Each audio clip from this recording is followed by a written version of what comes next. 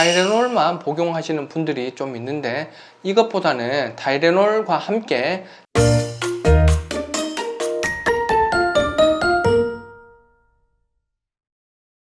안녕하세요. 바른미비인후과 원장 최현아입니다. 요즘 코로나가 확진자가 하루에 한 20만 명씩 나오고요. 많은 분들이 코로나로 확진되어서 재택 치료를 하고 있는데요. 몇 가지 제가 이비인후과 의사로서 진료하면서 알게 된 점을 여러분한테 좀 전해드릴까 합니다. 오늘 주제는 제가 크게 한 3개 정도로 정해봤는데요. 전형적인 감기 증상 이외에 이런 증상이 있을 때 코로나 검사를 한번 해보는 것이 좋다. 확진이 되고 난 뒤에 재택 치료하는데 어떻게 하면 조금 편하게 지나갈 수 있는지, 그 다음에 이 오미크론의 우리가 전형적인 증상이 어떤 것인지, 이런 경우에는 우리가 중증화로 갈 수 있으니까 이런 사인이 나타났을 때, 이런 증상이 생겼을 때는 빨리 관할 보건소나 병원 치료로 넘어가야 된다. 이걸 한번 알려드리려고 합니다. 그러면 감기 증상 외에 어떤 증상이 있을 때 우리가 코로나를 좀 의심해 봐야 되는가? 첫 번째가 이제 후각 기능 저하입니다. 코로나가 이제 퍼지기 시작했을 때부터 지금 오미크론 이전에 베타라든지 알파라든지 델타라든지 다 후각 저하에 대한 말들이 많았는데요. 우리가 그냥 아무런 감기 증상 없이 후각 저하만 있을 때 사람들이 대수롭지 않게 생각하고 그냥 넘어가는 경우가 많습니다. 실제로 오미크론 걸리신 분들은 한 20% 정도 후각 기능 저하가 있다고 하는데요. 특별히 이제 감기 증상, 인후통이나 발열 아니면 기침 콧물 가래 그런 증상 없이도 후각 기능 저하만 있으신 분들 제가 검사했을 때 양성이 나오는 경우가 왕왕 있었습니다. 그래서 본인이 갑자기 이제 어제부터 아래부터 이제 냄새가 잘 안 맡아지는 것 같다, 이런 느낌이 들면요, 한번 검사를 해보시는 게 좋고요. 또 두 번째는 목에 그냥 가래 낀 느낌만 있을 때, 저는 이제 이걸 후두 이물감이라고 표현합니다. 다른 증상은 없고 기침도 안 하고요, 목도 안 아픈데 목에 이제 자꾸 얼마 전부터 가래 끼고 여기가 좀 답답하고 불편한 느낌 자꾸 이렇게 해야 된다. 실제로 가래도 조금 나오기도 하고요. 이거 이외에 증상이 없는 경우도 있습니다. 이렇게 가래 낀 느낌만 호소하시는 경우에도 제가 검사를 해보면요, 또 양성으로 진단되는 경우가 꽤 있었습니다. 그럼 두 번째로는 우리가 이제 전형적인 코로나 증상, 또 한 번씩 생길 수 있는 증상은 어떤 건지, 재택치료 중에 어떻게 하면 이런 증상을 좀 수월하게, 내가 좀 덜 힘들게 넘길 수 있는지 좀 설명을 해드릴게요. 우리가 이것도 감기 바이러스의 이제 일종이라고 우리가 취급을 해본다면 발열이 있을 거고요. 이제 인후통, 목도 아프고 기침, 콧물, 가래도 있고 오한이 들면서 두통도 있을 수가 있습니다. 요게 이제 우리 코로나 겪는 분들의 전형적인 증상이고, 후각 기능 저하도 있을 수 있겠고요. 위장관 장애도 속이 이제 좀 메스껍고 소화가 잘 안 되는 것 같고, 심하신 분들에는 설사도 하는 경우도 간혹가다 있습니다. 결국 이제 아픈 거죠. 우리가 이제 몸도 아프고 이제 근육도 아프고. 지금은 이제 재택 치료가 활성화돼서요, 약을 받기가 그렇게 어렵진 않습니다. 진통제로는 타이레놀만 복용하시는 분들이 좀 있는데 이것보다는 타이레놀과 함께 다른 계열의 약을 하나 더 이제 같이 복용하셔도 되거든요. 그 약이 뭐냐 하면 엔세이드라고 하고요.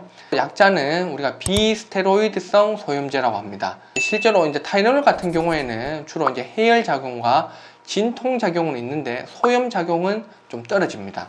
엔세이드 계열 약물은요, 물론 해열 진통 효과도 있고요, 소염 효과까지 같이 있습니다. 우리가 타이레놀만 복용할 경우에는 이 타이레놀이요, 간을 통해서 배설이 된다, 해독 작용이 일어난다, 그렇게 이해를 하시면 되는데, 우리가 하루에 3000ml 정도 이상이 넘어가면 간이 좀 손상을 받는 경우가 있습니다. 그래서 우리가 이제 타이레놀도 우리가 적당히 먹으면서 이제 엔세이드 계열 요 약물도 같이 먹는 것이 좋은데, 요 엔세이드 계열 약물은요, 심장을 통해서 배설이 됩니다. 요 두 개가 배출되는 기간이 다르니까 우리가 둘 다 일단 적당량을 쓰게 되면요, 훨씬 더 좋습니다. 요 엔세이드 계열 약물은요, 주로 이제 이부프로펜 들어보셨죠? 덱시부프로펜, 이런 프로펜 계열 약물들입니다. 그래서 이런 약물을 처방 받으셨다면, 내가 이제 몸이 많이 아프다, 힘이 든다 라고 하면요, 500ml 정도는 우리가 같이 복용을 하셔도 무방합니다.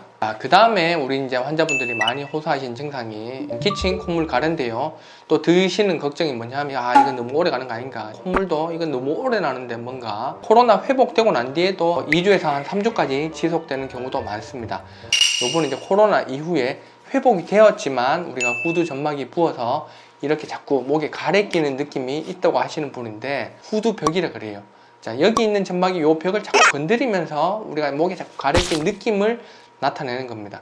기침, 콧물, 가래 이런 증상들도요, 우리 몸의 방어 메커니즘의 일종이라고 보시면 됩니다. 기도 점막에 뭔가 자꾸 이제 자기 딴에는 뭔가 자꾸 야, 이거 뭐 묻었다, 이거 좀 이상하다, 빨리 기침해서 내보내라. 코가 막히고 콧물 나고 이런 것도요, 코 점막에 자꾸 뭐 있다고 생각하니까 콧물로 씻어내려고 하는 거고요. 이런 과민 반응은 우리가 약을 쓰더라도요, 빨리 없애기가 힘듭니다. 만약에 이제 누런 콧물이 계속 난다, 뭐 이럴 경우에는요, 축농증 같은 다른 이제 선행하는 요인들이 있을 수도 있으니까 지속이 오래된다 하시는 분들은요, 이비인후과나 또 이제 병원에 가셔서 또 정확하게 진찰 받으시고 거기에 대한 원인을 교정하시는 것이 좋습니다. 환경적인 것도 좀 밀접하게 연관이 되어 있습니다. 미세먼지와 습도입니다. 우리가 먼지 같은 것도 계속 우리가 호흡하다 보니까 우리가 이제 목에 이제 먼지도 다 쌓이게 되고요. 그 다음에 우리가 건조하다면 훨씬 더 상태가 악화됩니다. 그래서 저는 이제 가습기나 공기청정기 이렇게 꼭 쓰라고 말씀드리고, 가습기 조그만한 거는 제가 써보니까 크게 효과가 없더라고요. 자, 이제 큰 가습기 있잖아요. 이런 좀 대용량. 절대로 이제 가습기 쪽에서 협찬 받은 건 아닙니다. 해주면 좋은데 뭐. 세 번째. 자, 이런 증상을 보일 때는 우리가 중증화로 갈 수 있으니까 좀 조심해야 된다. 자, 제일 중요한 것은요, 호흡 곤란입니다. 내가 숨이 좀 차다, 숨쉬기가 힘들다, 답답한 느낌이 든다. 실제로 폐 기능이 떨어지는 겁니다. 결론적으로 이제 폐렴 때문에 호흡 곤란이 생긴다는 거죠. 우리 이제 고령자라든지 또 기저질환이 있거나 면역이 저하되신 분들은 숨이 차다 하면 폐렴으로 내가 갈 수도 있겠구나, 요 생각을 꼭 하셔야 되고, 이게 만약에 폐렴으로 진행되는 경우에는요, 생각보다 좀 빨리 진행이 됩니다. 그래서 그 다음 단계 치료를 빨리 할 수 있도록 좀 조치를 취하셔야 됩니다. 자, 중증화율이 이전보다도 많이 감소했고 중증에서 회복도 이제 상당히 잘 되고 있기 때문에 너무 걱정은 하지 않으셔도 됩니다. 핵심 포인트는 중증화로 우리가 가더라도 회복은 잘 되는데 이걸 좀 빨리 캐치하면 크게 힘들이지 않고 회복이 잘 될 수 있다. 그러니까 집에 이제 부모님이나 걱정이 되시는 분들은 우리가 모니터링 해주시는 것이 중요합니다. 여기까지 이제 코로나에 대해서 제가 좀 설명을 해드렸고요. 바른미 이비인후과 원장 최요한이었습니다. 감사합니다.